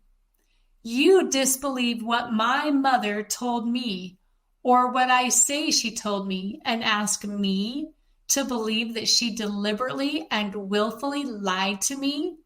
You ask me to believe what others say that contradicts her. My mother is called an elect lady in the word of God. I have reason to revere her and to hold that she was a truthful, upright woman, and to be censured by you and others for believing her. You would resent, possibly to blows, an assertion that your mother was a liar, and who blames you for it? Yet I have been told, and President Brigham Young publicly stated, that Emma was a liar and had taught her children to lie. This Emma was my mother. After father's death, President John Taylor publicly endorsed the character of my mother. One of those women you repute to be one of father's wives told me that my mother was a truthful woman. I am glad that my mother rebelled, if it so be that the stories that have been told in support of plurality are true. She had the law of God to date upon her side, and so have I." Amazing. I love that so much. Smith? That's Joseph III to his cousin Joseph F. Mind you, Joseph F. would lie to Congress. Mm-hmm. He does. And cut out pages of books and then tape them back in. And we have a well-documented list of Joseph F. Smith's lies, including, I will say, the affidavits that he claims are the women's testimonies.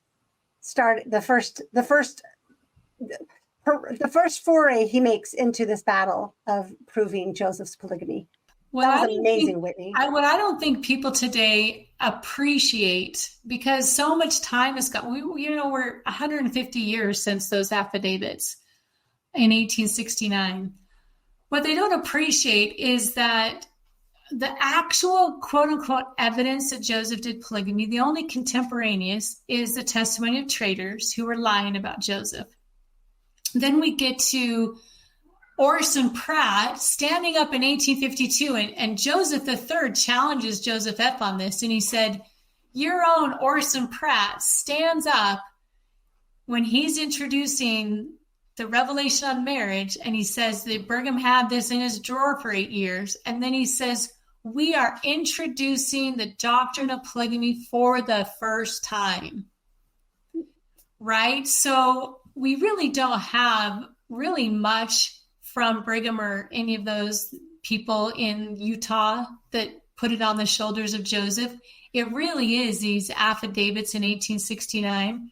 You can see in these letters between the cousins and Joseph III and Emma's denials, you can really see kind of the breeding ground for why Joseph F., I believe, almost became like this contest that he would make sure to get all of this infallible proof.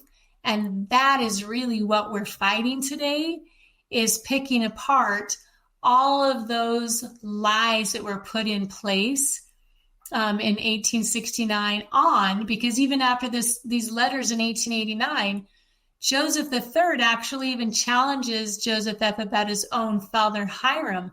And he even makes a statement. He says, you can give my father all these wives, but yet you've only given your father one, and that's your aunt, Mercy Thompson, who keeps the same name, Thompson. Her husband was Robert B. Thompson. So I read these letters and I think there really is, besides the idea of the LDS church fighting the RLDS and who's the actual legitimate, child of Jesus, the gospel. Right. And there's also this family contest going on.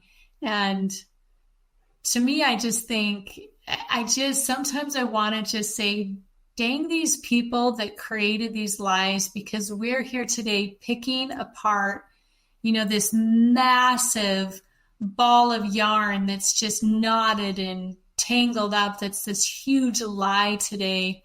And people like Brian Hales are adding to that. He's taking documents that he knows are actual denials of Joseph Smith, and he's creating new narratives, new stories, new lies, adding to this tangled mess that we're trying to unpick strand by strand and knot by knot. Oh, that was so well said. That's perfect. And I don't know if we should go into Joseph F. Smith here. It's such a sad story. This was Hyrum's son, 4 years old when his father was killed, brought to Utah. His mother dies soon after. And it's like the worst, the traitors, because I'm sorry, Brigham and Heber were also traitors to Joseph Smith on this, at least on this doctrine. They took over Hyrum's son and raised him up, and then used him because they needed a Smith, because that was the other claim of the RLDS church, the sons of Joseph Smith, is that there needed to be a lineal succession. That's why Joseph F. Smith was so useful to them. So this poor guy, like Joseph F. Smith, it's good to understand why he was what he was. And I mean, I don't know, God's going to have a lot to sort out, but I guess in the meantime, we have to sort out this mess for ourselves. And Brian C. Hales really is following in the footsteps of Joseph F. Smith, of continuing to lie to create a false narrative. Okay, so I just want to read one more quote that is from Edmund C. Briggs, but this is another really good critical source that I think needs to be included. And so this is from his interview with her in 1856, I believe. Yep, 1856, a visit to Nauvoo in 1856. He says, I then said to her, did Joseph have any knowledge or premonition of his death before it took place? She said, yes, he was expecting it for some time before he was murdered. This is first what she's saying about Brigham Young. About the time he wrote those letters that are in the Book of Covenants, he was promised that if he would go and hide from the church until it was cleansed, he should live until he had accomplished his work in the redemption of Zion. And he once left home, intending not to return until the church was sifted and thoroughly cleansed. So that's interesting. And his letters to Emma verify that, prove that he had no intention of going west, which is also another huge problem for the women in the Temple Lot trial and their testimonies. Anyway, she goes on to talk about he came back, and she says that she was so sad that he came back that she never felt worse in her life, because as soon as he came back to Nauvoo, she knew he would be killed. He said, while she talked to us, the tears flowed from her large, bright eyes like rain, and I could see in every act affection for Joseph. He goes on to say, the people in and out, this is his experience in Nauvoo, and it goes to what we were saying about the people's impression of Joseph when they went to Nauvoo, when they met him, right? The people in and out of the church about Nauvoo who personally knew Joseph Smith before he was murdered spoke of him with respect and declared he was a good, honorable man, a worthy citizen, and declared the scandalous stories circulated about him were base misrepresentations put in circulation because of religious intolerance or by his political enemies. At the same time, the newcomers in the city after the death of Smith, who spoke about him, were rabid in their denunciation of him and delighted in telling extravagant stories about him, though they had never seen him. So that's really interesting as well to see what they said. And I just have 2 more quotes to read about Emma. So I just want to continue reading these testimonies of Emma that Brian does not include and does not deal with, right? And Sister Emma, in speaking of the condition of the church after her husband's death, said to me, I was threatened by Brigham Young because I opposed and denounced his measures, polygamy, and would not go west with them. At that time, they did not know where they were going themselves, but he told me that he would yet bring me prostrate to his feet. My house was set on fire several times, and one time wood was piled up at the side of the house and set afire. It burned the siding considerably and went out before we discovered it. It was either set on fire, or by accident or carelessness caught afire a number of times and went out by itself when we did not discover it and put it out. But I never had any fear that the house would burn down as long as the inspired translation of the Bible was in it. I always felt safe when it was in the house, for I knew it could not be destroyed. She spoke very affectionately of Joseph and said, I never had any reason to oppose him, for we were always on the best of terms. I'll just skip forward and read this. She spoke so endearingly of Joseph. Now, mind you, according to William Clayton, they were on the brink of divorce. They had nothing but problems. Joseph was actually abusive to her, had to treat her roughly to get her to stop railing on him. According to Brigham, she tried multiple times to kill him, and she was responsible for his death because she plotted it, right? So this is what Edmund Briggs talks about in his experience with Emma. She spoke so endearingly of Joseph in confidence, tears filling her eyes, that I could see she reverenced his very memory and had full faith in Joseph's inspiration as a prophet of God. And she always denied to me in the most emphatic language that he taught or practiced polygamy. Again, she said several times in conversation with me that the Utah Mormons had by their acts since the death of her husband made true all the slanders and vile things charged against the church.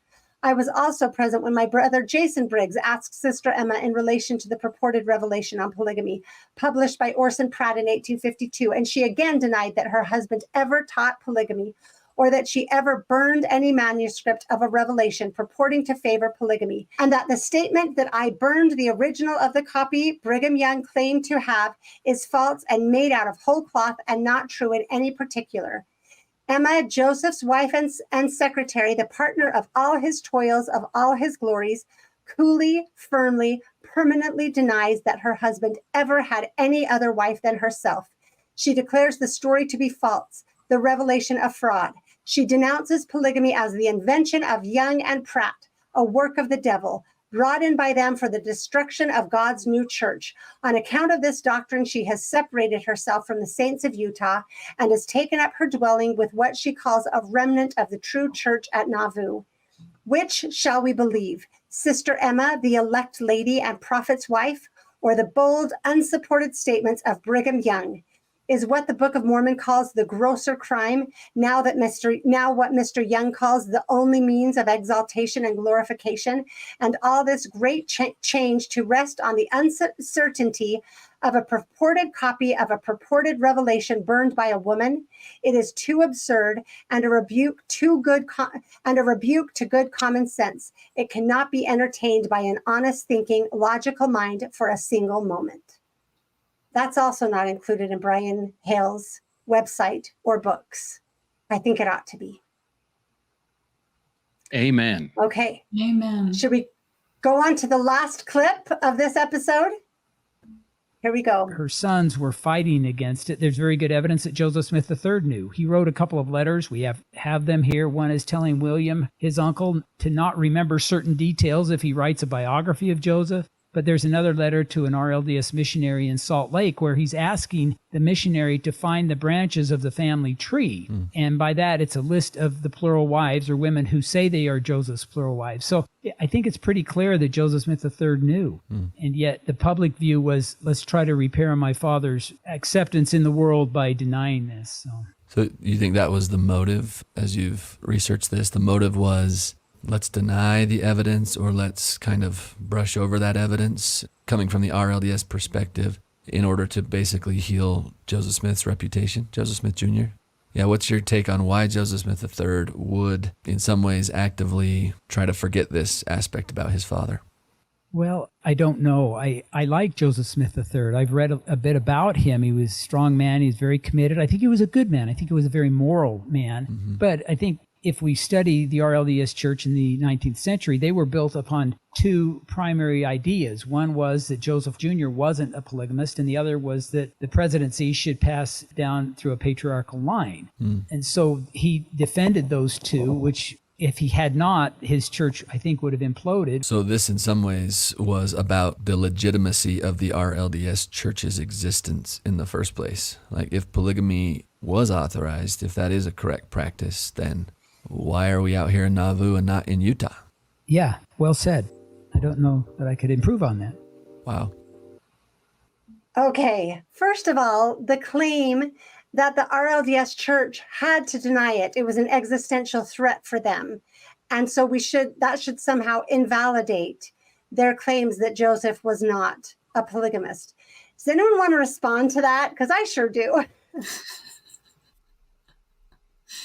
You know, growing up, I still think that this little clip you showed, this commentary, from the very beginning, it was a war between who is the correct church. And as a child, I remember hearing, almost, mocking the RLDS, that they were, that they denied Joseph did polygamy, and how stupid can you be, kind of a thing. And to the point where, I believed it. I believed, the things that had been taught about the RLDS church. And so when I read the Price's incredible work, their 3, I think almost 4-volume series now on Joseph fought polygamy, it did not convince me at first. Instead, what it did was it gave me this terrible cognitive dissonance because they just put it out there, the constant, consistent denials of Joseph Smith,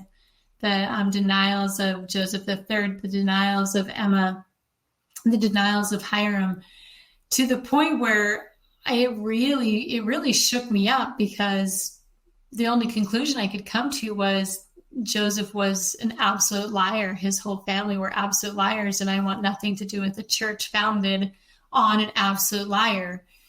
And so, it's not an easy thing to work through, right? But I'm so grateful that the RLDS church did have people for a time. I think it's really tragic that now that they're the community of Christ, they've embraced the LDS church's narrative that Joseph did polygamy, because for such a long time, they fought this fight that Joseph was a pure, virtuous man who was monogamist. And so when I finally made my switch into believing that Joseph actually meant what he said, I was so grateful to the work of the Prices in particular. They really took a lot of heat. In Joseph III's day, maybe there were people supporting him in this narrative that his father never did it. But the Prices really were not treated well at all, and they were really ostracized from their community of believers for retaking up this fight that, that we've all taken on too today. They've still not been taken seriously by the historians, and they deserve to be. Yeah. Their works deserve to be cited. It's really bad how their work is continually treated. Yeah, I agree. Their sourcing is fantastic. Sometimes their interpretation of the sourcing can be argued. But hello, Sure. so can But Compton. look at how Brian, So can Quinn's. Exactly. look at how Brian's treated. Yeah. Yep. And the RLDS religious ideas that come across in their writings, that's fine. Look, I mean, that it is what it is. Who cares? That does not invalidate their sources, and their sources are fantastic. And so the point I want to make is for Brian and Scott to say, well, the RLDS claims aren't valid because it was an existential threat for them. The existential threat was for the Utah church, who had to prove to the United States government that that Joseph was a polygamist, so they could continue to claim it was a religious right to live their polygamy. They also had the RLDS people coming and gaining many, many converts. So just like he said, well, if Joseph was a polygamist, what are we doing here in Nauvoo instead of out in Utah? No, exactly the opposite. What are we doing out here in Utah?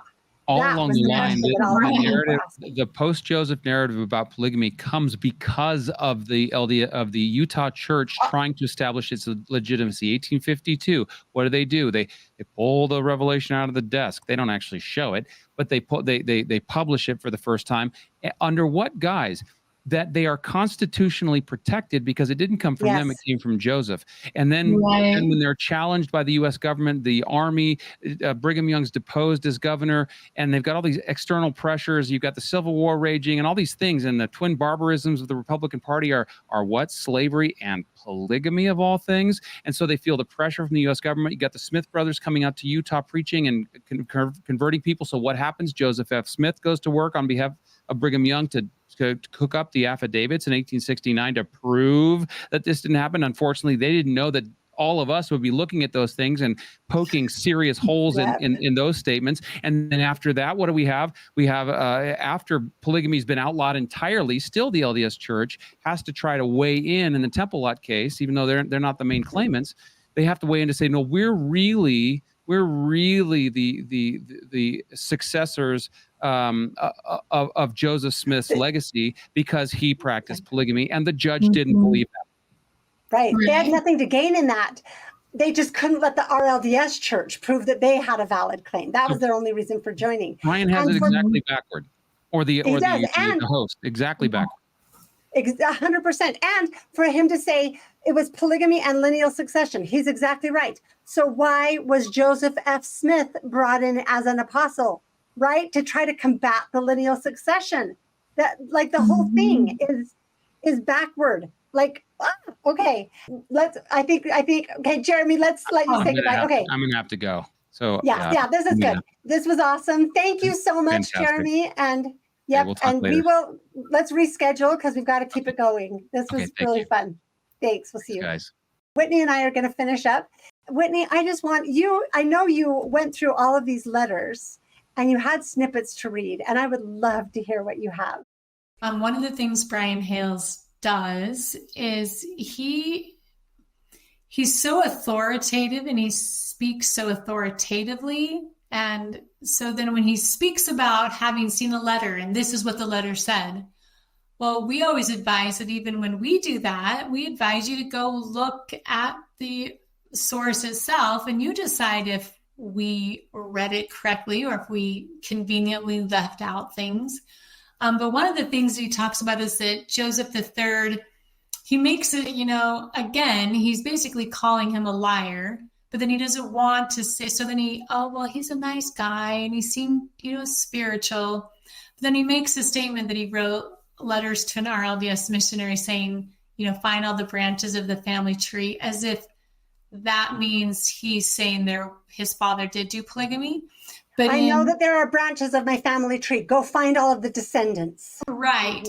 And I need to go find that letter and read it. I haven't found that one yet.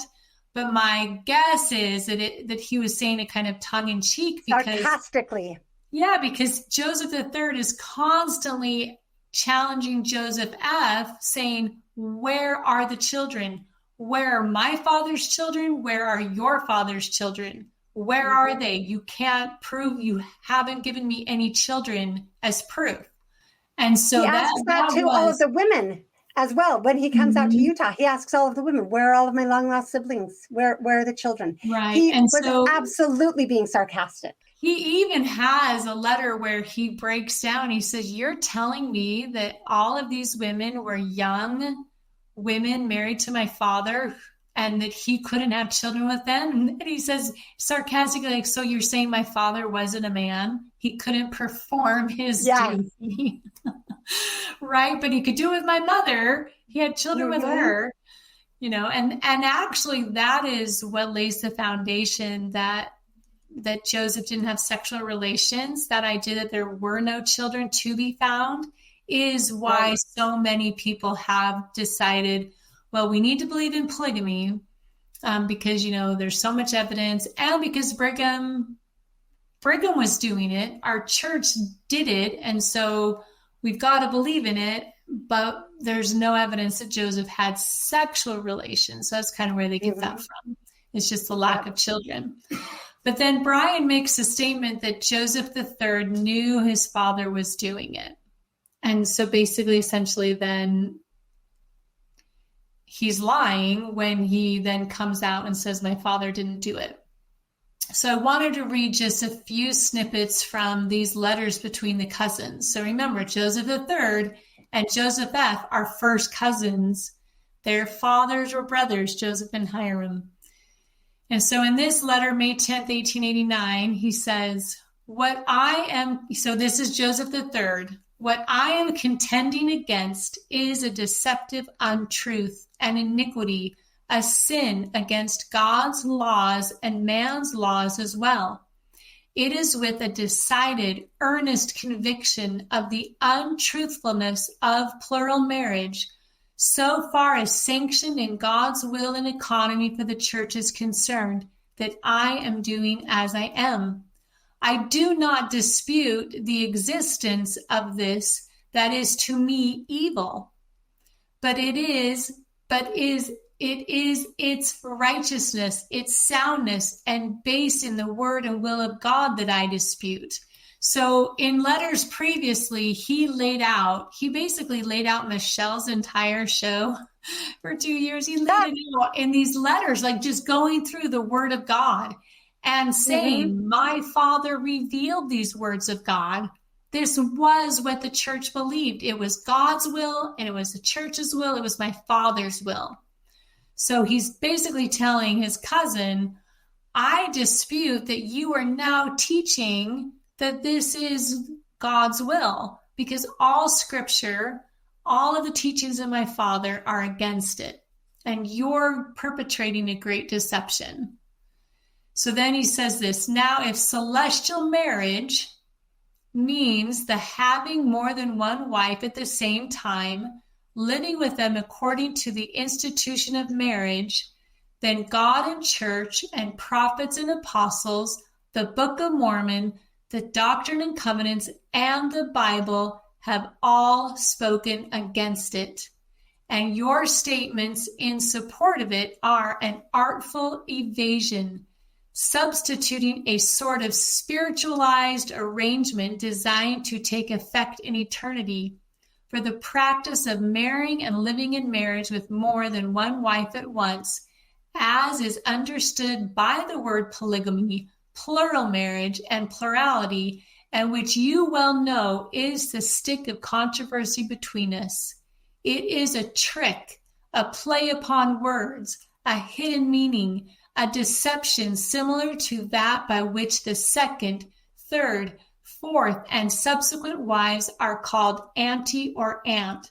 So he's calling him out for the way that the Utah Mormons living polygamy have tried to make it sound like they're not doing what they're doing, which is polygamy.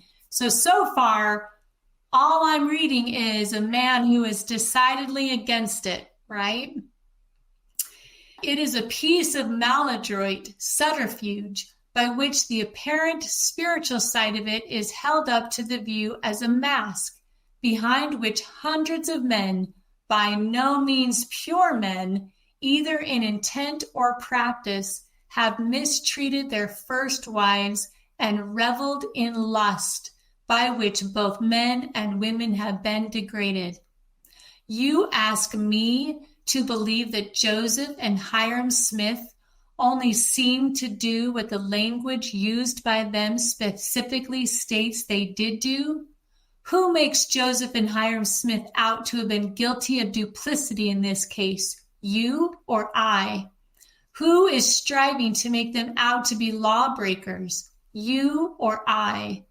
Who seeks to vitiate the record these men made for the 14 years the church existed? You or I? I am not under the necessity to prove that Joseph Smith did not have the revelation from God authorizing plural marriage, and that he was himself a plurally married man. The burden of proof rests upon you and all others who affirm that he did as you assert.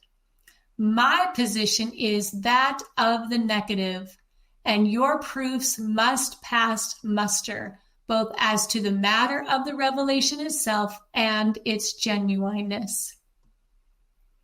And then let me find one other one. And I just want to point out again, remind people the reason we're reading these.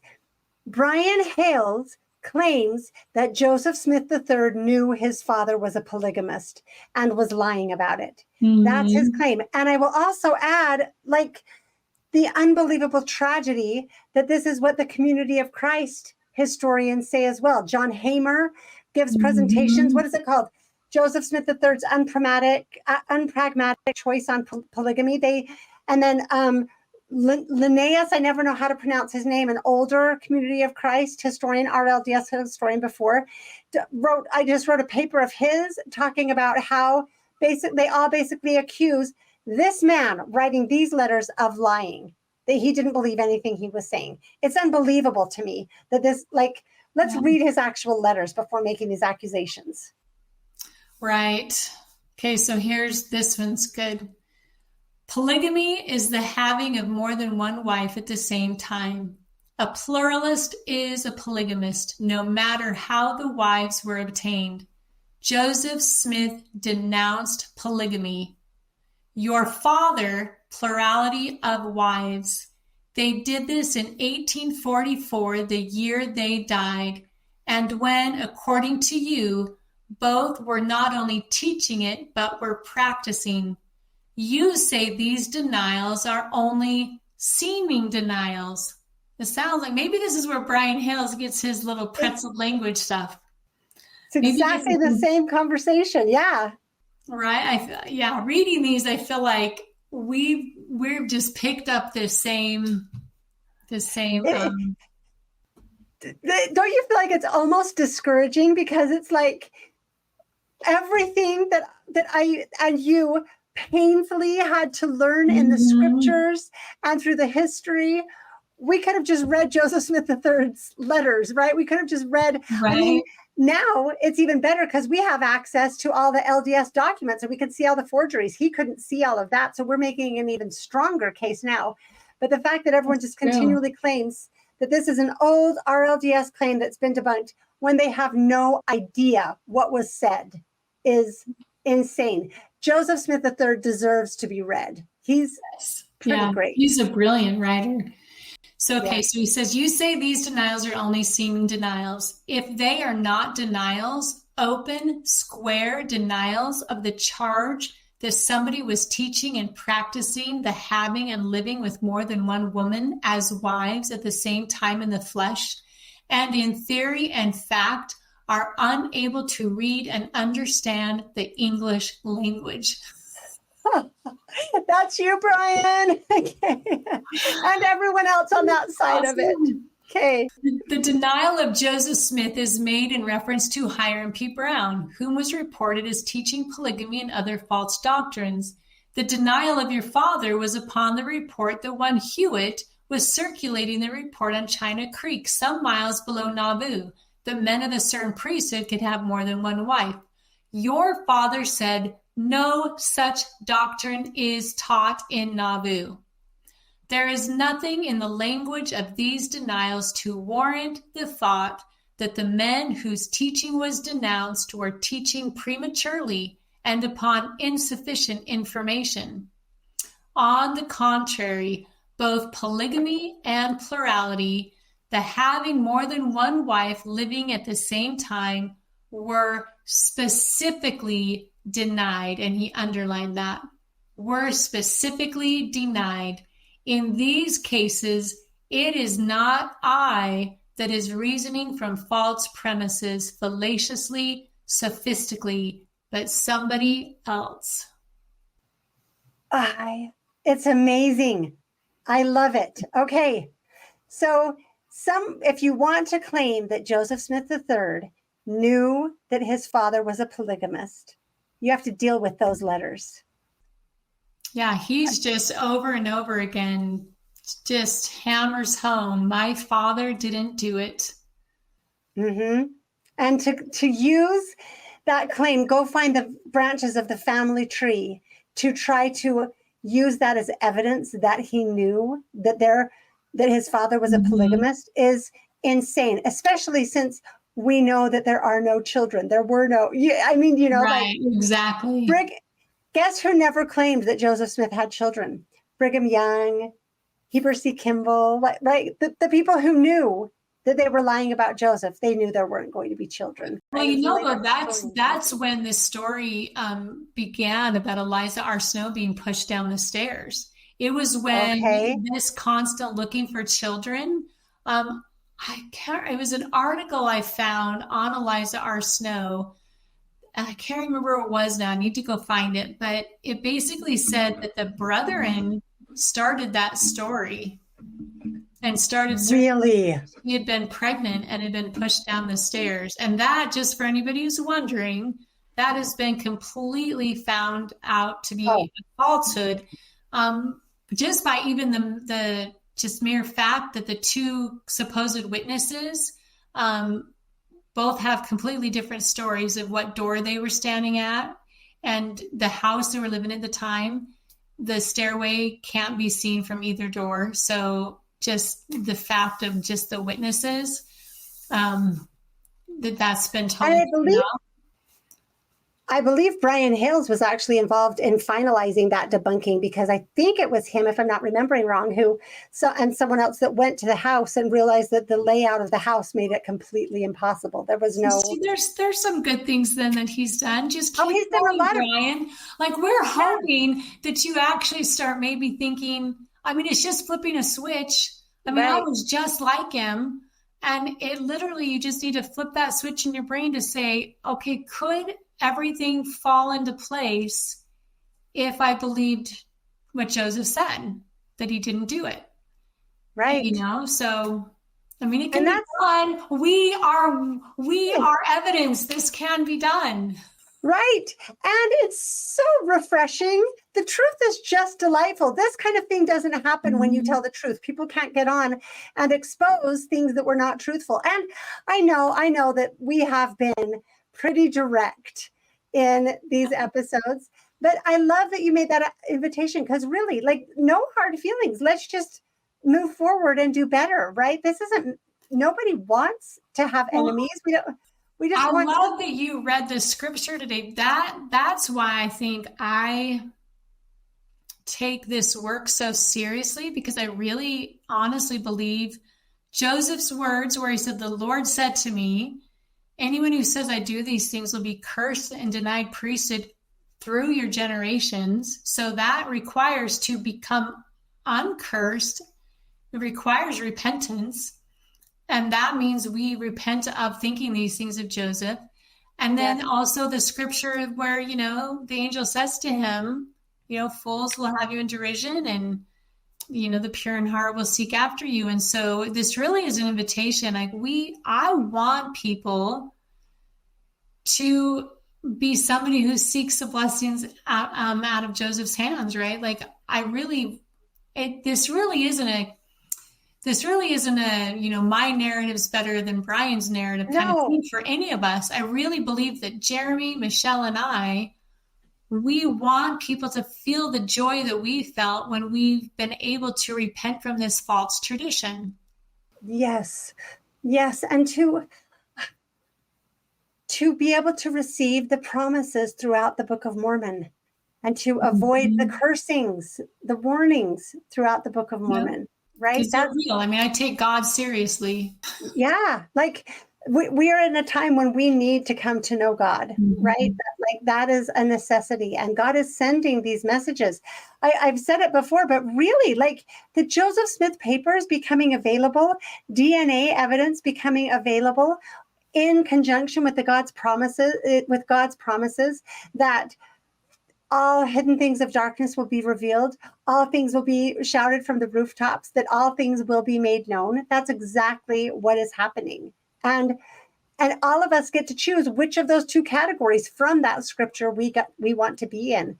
The fools who hold Joseph in derision, or even if you think that you honor Joseph Smith, but you believe this narrative, you have to understand you're going along with the people who say prophets aren't that great. We have to cut that part out of this presentation. But my gosh, even Brian Hales is incredibly hard and critical of Joseph Smith because of the narrative that Brian claims that Joseph did, right? Right. So, and it's almost like when you said it like that, with all of the things that are becoming available today, it's almost like God's extending his hand of mercy and saying, I'm making all this available to the point where you have to make a choice. It is that clear which narrative, which Joseph Smith do you want to believe in, or are you going to believe in? Right. And really, I think we're laying out the evidence well enough that it's not even really a choice between which narrative. To me, it feels like, are you willing to look at the evidence honestly, or are you going to cling to the false traditions of your fathers? On either side, are you too motivated to believe the church narrative that you won't consider this, or are you too motivated to believe in Joseph, who you have decided is a bad guy because now you're post-Mormon or you're anti-Mormon, right? So you have to see Joseph this way. It's a choice for all of us to decide if we will look at this with fresh eyes and look at the actual evidence, not just the narrative, not just look through the Utah narrative lenses. Right. Okay. Any last words? No, I think this was so fun. I mean, I shouldn't say fun in the sense I don't enjoy, like we said before. Yeah. This isn't a personal attack on a person. It's on the narrative and the ideas and the lies. The lies. Exactly. And so I love getting in and doing the research. And so thank you, Michelle, for having us again. We always love coming on. We can talk forever, all of us, because this is just something that's dear to all of us. Yep. It's after midnight when we're ending, and I'm sure we're going to be doing it again. So thank you so much, Whitney. This was awesome. Thank you, Jeremy. I'm sorry we had to lose you. Thank you for staying so long. And thank you, all of you, for tuning in. And Brian, with all the sincerity of all of our hearts, I do thank you for the incredible work you have done. You've done so much good on this topic. It's been profoundly important.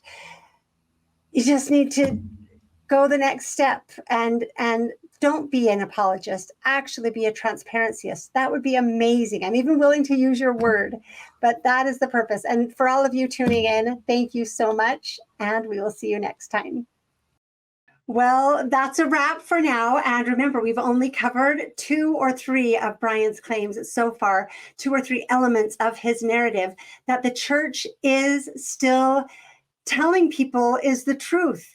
And I think it is extremely important that this narrative be challenged and investigated because it is not sound and it destroys faith.